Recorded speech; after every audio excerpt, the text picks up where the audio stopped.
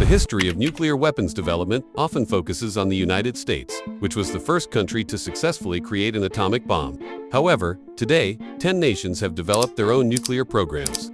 Some worked together, while others operated in secrecy, using espionage and competition to achieve their goals. Each country's journey is as significant as the well-known Manhattan Project, yet many of these stories remain untold. This account explores the global race among these 10 nations to develop nuclear technology. It also looks at other countries that came close and those that may soon join the list. The story begins in 1938 when German scientists discovered nuclear fission, the process of splitting atoms to release a large amount of energy through a chain reaction. In 1939, Albert Einstein warned the United States about the dangers of turning this discovery into a weapon. The United States became the first country to create nuclear weapons after a long and highly secretive project. During World War II, this project, known as the Manhattan Project, involves scientists from the US, UK, and Canada working together on a massive scale. Nearly 1% of the United States' entire GDP was spent on the effort, as they raced against Nazi Germany, which was also trying to develop nuclear weapons but with much less success. By the time Germany surrendered, in May 1945, the war in Europe was over, but the conflict in the Pacific continued. In July, as world leaders gathered at the Potsdam Conference to decide Germany's fate, President Truman received a classified update. America had successfully detonated the first atomic bomb in New Mexico. This moment signaled a turning point in global warfare. During the conference, Truman hinted to Stalin that the US had developed a weapon of unprecedented power and planned to use it against Japan. Stalin showed little reaction, but privately, he was deeply concerned. The Soviet Union had already initiated its own nuclear weapons program and had operatives embedded in the American Manhattan Project. Despite this, learning that the US had successfully built the bomb before them only intensified Stalin's urgency to accelerate Soviet efforts. They used American blueprints as a reference, but remained cautious, ensuring their own research was thorough. The effort paid off sooner than the US had anticipated. By 1949, the Soviets successfully detonated their first nuclear device, the RDS-1, in Kazakhstan. With America's monopoly on atomic weaponry shattered, a new arms race began, setting the stage for decades of Cold War tensions. Meanwhile, the United Kingdom became the third nation to develop nuclear weapons. Although Britain had been one of America's closest allies during World War II, the US did not share its nuclear advancements with them. In 1940, Britain launched a top-secret initiative called Tube Alloys, which laid the groundwork for atomic bomb development. Many of the scientists involved were refugees from Germany, Austria, and Poland who had escaped Nazi persecution. However, after the war, the US took a more secretive approach, leaving Britain to pursue its nuclear ambitions independently. During the Second World War, Britain, constrained by limited resources, transferred its nuclear research to the United States. This collaboration integrated with what later became the Manhattan Project, with Britain contributing substantial research under the Quebec Agreement. The agreement specified that both nations would share nuclear technology and refrain from using it against each other. However, after the successful development and deployment of atomic bombs in 1945, the United States unilaterally terminated the agreement, withholding the final technological advancements from Britain. This led the UK to resume its independent nuclear program, which advanced rapidly due to prior research and its dominance over a significant portion of the world's uranium reserves. In 19, Britain successfully conducted its first nuclear test, Operation Hurricane, at the Montebello Islands off the coast of Australia. Meanwhile, the Soviet Union's accelerated nuclear development, culminating in its first successful test in 1949, spurred the United States to advance beyond conventional fission bombs. They began developing thermonuclear weapons, which utilize fusion, the same process that powers stars and were exponentially more destructive, despite opposition from key scientists, including J. Robert Oppenheimer, who warned of the grave dangers of escalating the arms race. President Truman approved continued development. In 1952, the United States achieved a major breakthrough with the Ivy Mike test, marking the first successful detonation of a hydrogen bomb, which was over 450 times more powerful than the bomb dropped on Nagasaki. The Soviet Union followed suit with its own hydrogen bomb test, RDS-37, in 1955, and Britain entered the thermonuclear arena with Operation Grapple in 1957. In response to this growing nuclear threat, the United States reached a nuclear sharing agreement with Britain. In 1958, France became the fourth nuclear power, with some of its scientists having previously contributed to the Manhattan Project. In the post-war period, France initially prioritized nuclear energy over weaponry. However, the Suez Crisis and escalating tensions with both the United States and the Soviet Union reinforced France's resolve to develop an independent nuclear deterrent, cementing its status as a dominant European power. Unlike Britain, France pursued its nuclear program autonomously, as the United States opposed its nuclear ambitions due to differing policies on their potential use. Under President Charles de Gaulle, France deemed nuclear weapons essential for maintaining sovereignty and strategic independence, particularly from NATO and the United States. France sourced uranium from its colonies in Niger, Gabon, and Madagascar to fuel its program. Despite post-war economic hardships, French scientists pressed on, successfully detonating their first atomic bomb, Gerbois Bleu, in 1960 in the Algerian Sahara, followed by their first hydrogen bomb in 1968. China emerged as the fifth nuclear power, primarily seeking nuclear capability as a deterrent against the United States. Initially, the Soviet Union provided extensive assistance, seeing China as a valuable ally. However, as ideological tensions grew, particularly due to Chairman Mao Zedong's criticism of Nikita Khrushchev's more cautious approach toward the West, the alliance fractured, and Soviet support was abruptly withdrawn. Despite contending with major internal upheavals, including the Great Leap Forward in the Cultural Revolution, China remained resolute in its nuclear ambitions. The discovery of abundant uranium deposits within its territory significantly bolstered its efforts. Through dedicated research and resource allocation, China successfully tested its first atomic bomb in 1964, followed by its first hydrogen bomb in 1967, securing its position among the world's nuclear powers. In 1964, China marked a significant milestone in nuclear history by successfully detonating its first atomic bomb in the Newer Desert under the codename Project 596. What made this achievement even more remarkable was the rapid pace at which China progressed. Just 32 months later, they tested their first hydrogen bomb. This remains the fastest transition from fission to fusion weaponry by any nation, showcasing China's determination to establish itself as a nuclear power. Israel, the sixth country believed to have acquired nuclear weapons, remains unique in its policy of deliberate ambiguity. Unlike other nuclear-armed states, Israel has never officially confirmed or denied possessing these weapons. However,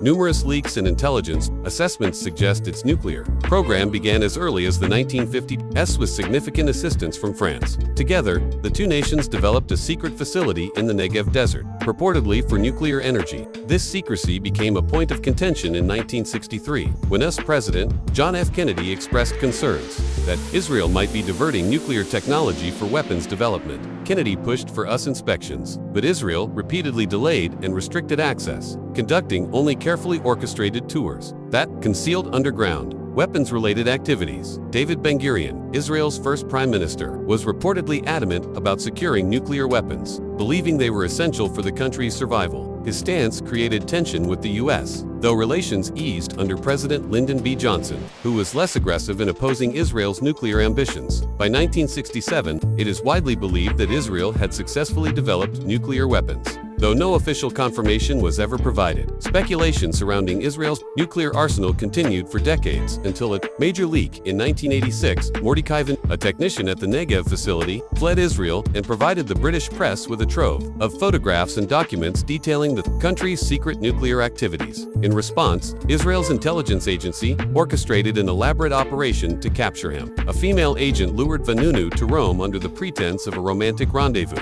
where he was sedated, abducted, and transported back to Israel. He was convicted of espionage and treason in a closed-door trial, receiving an 18-year prison sentence. Even after his release, Vanunu has been subjected to strict speech and travel restrictions, with repeated rearrests for violating parole conditions. His disclosures also fueled speculation that Israel had advanced thermonuclear capabilities. India became the seventh nation to join the nuclear club, driven by the need for strategic deterrence against both Pakistan and China. While its nuclear research began in the 1940s, progress accelerated after India's defeat in the 1962 border war with China. Initially, India pursued nuclear energy with assistance from countries like the US and Canada, but much of this technology was secretly repurposed for weapons development. This culminated in 1974 with the successful test of its first nuclear device, codenamed Smiling Buddha, in the Rajasthan Desert. India framed the explosion as a peaceful nuclear test, though it clearly demonstrated the country's entry into the realm of nuclear-armed states.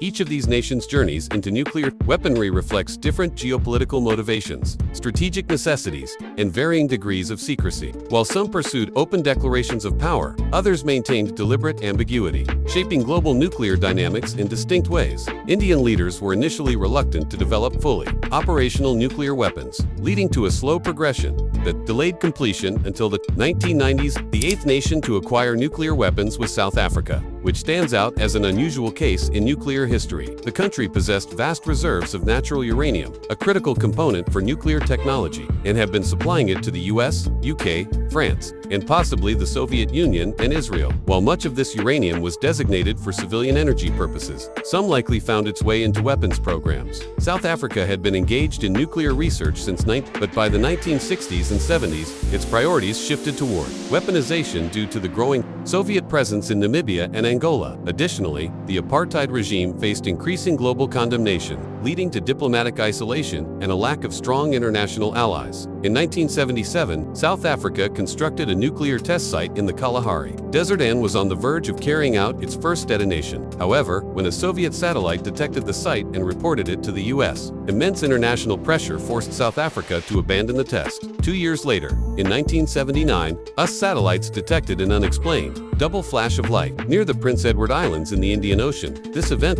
known as the Vela Incident, is widely believed to have been a covert nuclear test conducted by Israel in collaboration with South Africa in return for allowing Israel to test its weapons. South Africa likely gained access to valuable nuclear research that accelerated its own program. By the mid-1980s, South Africa had successfully developed 6 nuclear bombs, each comparable in power to the one dropped on Hiroshima. Israel is thought to have played a pivotal role in this achievement, possibly in exchange for access to South Africa's uranium resources. The country never officially acknowledged possessing nuclear weapons, but maintained an ambiguous stance to serve as a deterrent. However, by the early 1990s, the collapse of the Soviet Union and the impending end of apartheid altered South Africa's strategic considerations. Concerned about transferring nuclear weapons to a new government, it became the first country to voluntarily dismantle its nuclear arsenal. The weapons were decommissioned, and the enriched uranium was securely stored in a nuclear facility. In 2007, armed intruders attempted to breach the facility and seize nuclear material but were intercepted.